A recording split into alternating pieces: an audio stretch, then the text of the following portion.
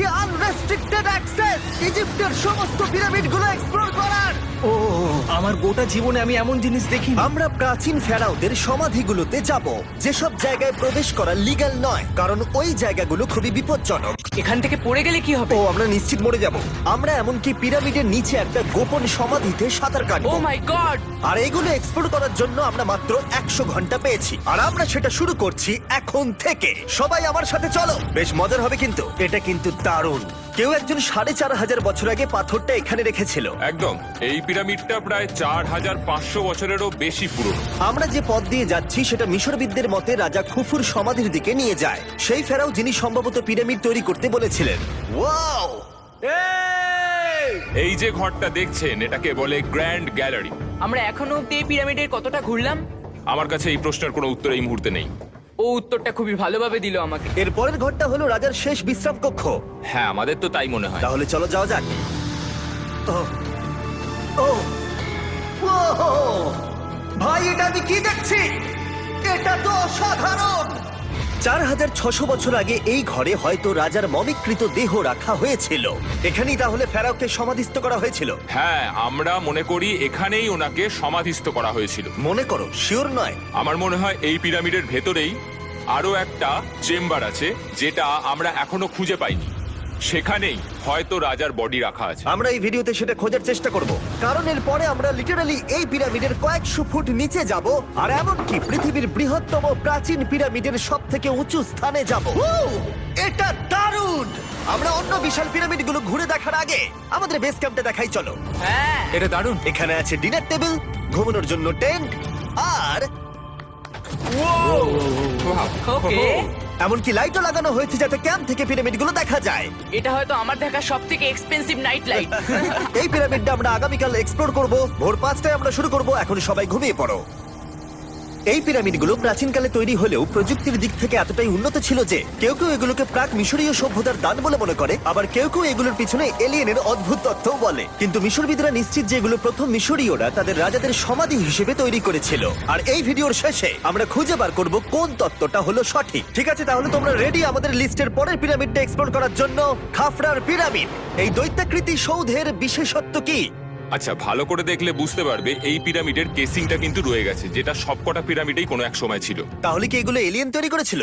না না, এলিয়েন নয়। আচ্ছা, রামি আমাদের পৃথিবী পৃষ্ঠ থেকে প্রায় 100 ফুট নিচে খাফরার পিরামিডের গভীরে নিয়ে গেল। এটা এমন একটা জায়গা যেখানে আধুনিক বিশ্বের খুব কম জনই গেছে। তাই সত্যি বলতে আমরা বুঝতেই পারছিলাম না যে এরপরে আমাদের জন্য কি অপেক্ষা করে আছে। প্রাচীন মিশরীয়রা কার্ডবোর্ড ব্যবহার করত। আমরা বিশ্বাস করি এটা দীর্ঘ সময়ের জন্য রাজা খাফরার সমাধিস্থল ছিল। আর এখন এখানে জিনিসপত্র রাখা হয়। দেখো, ওরা এই পিরামিডটাকে রিস্টোর করছে জিমি, ওদের জিনিসপত্র দরকার। তাহলে আসল সমাধিস্থল অন্য জায়গায়? হ্যাঁ, রামি আমাদের আসল সমাধিস্থলে নিয়ে গেল, যেখানে একসময় রাজা খাফরার মৃতদেহ রাখা ছিল। আমি একটা বড় সিলিং দেখতে পাচ্ছি। ভাই, আমরা কিন্তু পিরামিডের অনেকটা ভিতরে রয়েছি। আমরা পৌঁছে গেছি। এই হলো কিং খাফরার আসল সমাধিস্থল। আমার গোটা জীবনে আমি এমন জিনিস দেখিনি। এটা কি ভাই? এটা কি? দাঁড়াও, ডেটটা দেখো। যেই সমাধিটা আবিষ্কার করেছিল এই গ্রাফিটিটা তার।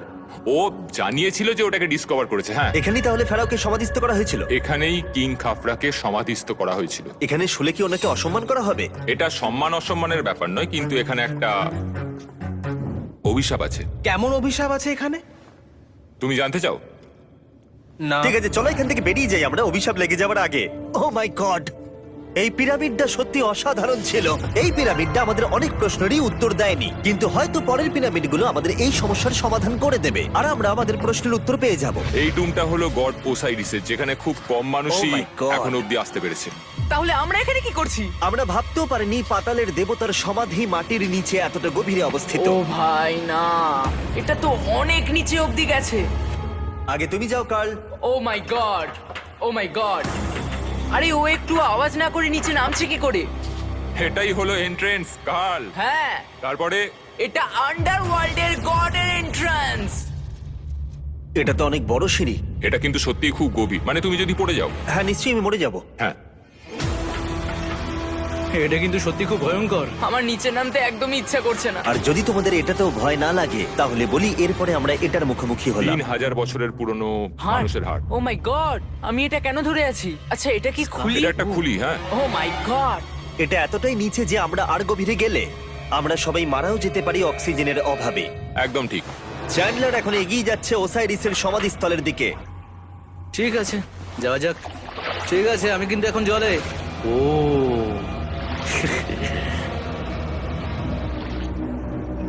তুমি বুঝতে পারছো এখানে অক্সিজেন তেমন নেই। আরে এটা কি? এখানে তো পাথর রয়েছে, এগুলো পাথরই তো। একদম এই ঘরটার ঠিক মাঝখানে গড ওসাইরিসের রত্নখচিত শবধার রাখা আছে। ঠিক এখানেই? তাহলে পাতালে প্রবেশ করার দরজা রয়েছে? হ্যাঁ, তো নিচে যাওয়ার চেষ্টা করো। মানে পাতালে? হ্যাঁ। শান্ত শান্ত শান্ত শান্ত। পারবে তুমি? ও মাই গড।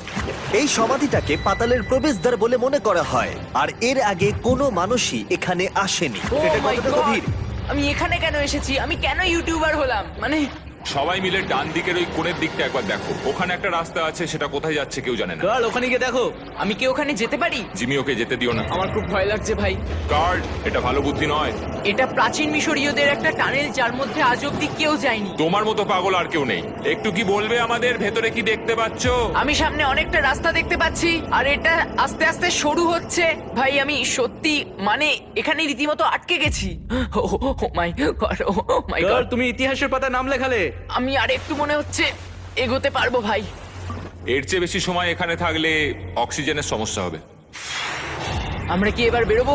চলো বেরোই। তাই আমরা অক্সিজেনের অভাবে মরে গিয়ে পাতালে চলে যাওয়ার আগে এইসব করার কোনো মানেই হয় না, তাই না? যত তাড়াতাড়ি সম্ভব আমরা এখান থেকে বেরিয়ে গেলাম, কারণ আমি আরো বাঁচতে চাই এক্সপ্লোর করার জন্য গিজার গ্রেট পিরামিডের অদৃশ্য খাতগুলো, যেখানে এখনো পর্যন্ত মহাকাশে যাওয়ার চেয়েও কম মানুষ এসেছে। কে আমার সাথে ক্যামেল রাইড করবে? চলো যাওয়া যাক। উঠে পড়ো, আরে উঠে পড়ো। আরে ও চাইছে না আমি যাই। তোমাকে কখনো ক্যামেল কামড়েছে? হ্যাঁ কি হ্যাঁ ব্যথা হয়েছে? হ্যাঁ। ও, ও আরে এরকম করো না। আজকে অনেকক্ষণ ধরে এক্সপ্লোর করা হবে। আমার তো বিশ্বাসই হচ্ছে না। জানলার তুমি ঠিক আছো? না, টানো টানো। আরে আমি পারছি না, আমাকে এটা থেকে নামাও। দেখো একে কি সুন্দর লাগছে। এটা আমার জীবনের সব থেকে ভালো শট। আমি ক্যামেলের পিঠে চেপে মিশরের পিরামিডের সামনে দিয়ে যাচ্ছি। ভাই এটা সত্যি অসাধারণ এক্সপেরিয়েন্স। আর এবার গিজা মালভূমি অভিযানের ডিরেক্টর, যেটা আমাদের লিস্টের 3 নম্বরে রয়েছে, মেন কাউরের পিরামিড ঘুরিয়ে দেখাবেন। যদি তোমরা নিচের দিকটা দেখো, তোমরা 4600 বছর আগের কিছু গ্রানাইট দেখতে পাবে। আমরা দেখিয়ে দিই, এটা অনেকটা এরকম দেখতে ছিল। ওয়াও! কিন্তু এখন এটাই অবশিষ্ট পড়ে আছে 5000 বছর পরে। এ আমার বন্ধু নোলান। একে কি আমরা ওপরে ঘুরতে পাঠাতে পারি? অবশ্যই। এটা করা ইল্লিগাল, কিন্তু তাও আমি পারমিশন পেয়েছি। নোলান একটু সাবধানে। তুমি কি একবার নোলানের ওপরে চেঁচাতে পারবে? ও ভয় পেয়ে যাবে। পিরামিডে ওঠার সুযোগ কিন্তু এত সহজে পাওয়া যায় না, কিন্তু আমি পেয়ে গেছি ভাই। নিচে নামো, নিচে নামো, তাড়াতাড়ি নিচে নামো, নামো। নামবো? হ্যাঁ নামো, ঠিক আছে। নোলান শোনো, তুমি তাড়াতাড়ি নিচে নেমে এসো। মানে চলে এসো। হ্যাঁ হ্যাঁ আমি নামছি। তাড়াতাড়ি নিচে নামো, নামো আরে বলছি। শোনো, ও ভয় দেখাচ্ছে, তুমি যাও। আমরা একটু মজা করছিলাম। ও মাই গড, আমি খুব ভয় পেয়ে গেছি ভাই। আমি ভাবছিলাম আমাকে অ্যারেস্ট করা হবে। চলো তাহলে যাও যাক। চলো যাওয়া যাক। ও ক্যামেরাটা একবার ওইদিকে ঘোরাও। ওদিকটা তো অন্ধকার কেন? লাইটের সুইচ অফ করা আছে। ও আচ্ছা, আমি বুঝে গেছি। চলো ঢোকা যাক। পিরামিডে ঢোকার পরেই আমাদের 100 ফুট নিচে যেতে হলো, যেখানে যাওয়ার পরে আমরা দেখতে পেলাম প্রাচীন মিশরীয় ইতিহাসের প্রথম কক্ষ, যা খোদাই করে সাজানো হয়েছিল। এটা কি? এটা নকল দরজার অলঙ্করণ। প্রথম রাজবংশের পিরামিডের ভেতরে আমাদের আর কোনো অলঙ্করণ ছিল না, একমাত্র এটা ছাড়া। তাহলে এটা 4-5 হাজার বছর আগে করা হয়েছিল। 4600 বছর আগে। পিরামিডের আরো গভীরে অভিযান করার পরে এই সুড়ঙ্গটা আমাদের মেন কাউরের কাছে নিয়ে গেল। এটা অ্যান্টি চেম্বার। ও অনেক ইতিহাস লুকিয়ে আছে এখানে। ওখানে কি আছে? আমি যতটুকু জানি কিছু নেই। তুমি ওখানে গেছো? না, কি করে জানলে ওখানে কিছু নেই? কারণ আমি এখান থেকে দেখতে পাচ্ছি। ও আচ্ছা। তুমি দেখো, ও। এখান থেকে দেখা যাচ্ছে কিচ্ছু নেই। ও হ্যাঁ, ওখানটা দেখা যাচ্ছে।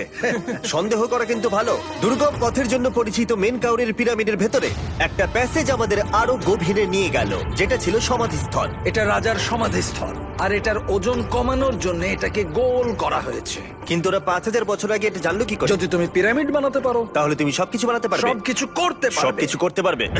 এখান থেকে বেরিয়ে এসে আমি ভাবছিলাম, এর পাশে আরো 3টে ছোট পিরামিড কেন তৈরি করা হয়েছিল? এই ছোট পিরামিড গুলো কেন করা হয়েছিল? মেনকাওর এই ছোট পিরামিড গুলো বানিয়েছিলেন তার 3 জন স্ত্রীর জন্য। তার মানে মেন কাউরের 3 জন স্ত্রী ছিল, আর এগুলো তাদের সমাধি। হ্যাঁ। নোলান, এদিকে এসো। নোলান, ও ভাই, যদি ওনার 3 জন পার্টনার থাকতে পারে, তোমার অন্তত একজন থাকা উচিত। হ্যাঁ সে ব্যাপারে কাজ চলছে। আমি একটা মামি আবিষ্কার করেছি, ওর কোনো টাকা লাগবে না। সে সব সময় তোমার কথা শুনবে, কখনো বেশি কথা বলবে না। এটা তোমার জন্য ভালো চয়েস। আপনি আমাকে মামি অফার করছেন? হ্যাঁ, দেখো, ভালোবাসার মানুষকে পেয়ে গেলে আশরাফ এবার আমাদের ছেড়ে চলে যাবে। ও চলে যাবার আগে আমি ওর মতামত শুনতে চাইছিলাম। তার মানে এলিয়েনরা পিরামিড বানায়নি? এলিয়েন পাগল নাকি? এরকম বলো না। আমাদের এই পুরো মিশরে 124টা পিরামিডস আছে, আর প্রত্যেকবার আমি এলিয়েন্সদের ফোন করে বলবো যে আমাদের জন্য পিরামিডস বানিয়ে দাও। এটা হতেই পারে না। মিশরীয়রাই হ্যাঁ। এগুলো বানিয়েছে। তারিক, হ্যাঁ। কি? এলিয়েন নিয়ে আর কথা বলবে না। তুমি তো বলছো। মিশরের মানুষ বানিয়েছে। যদি তুমি পিরামিড বানাতে পারো তাহলে তুমি সব পারবে।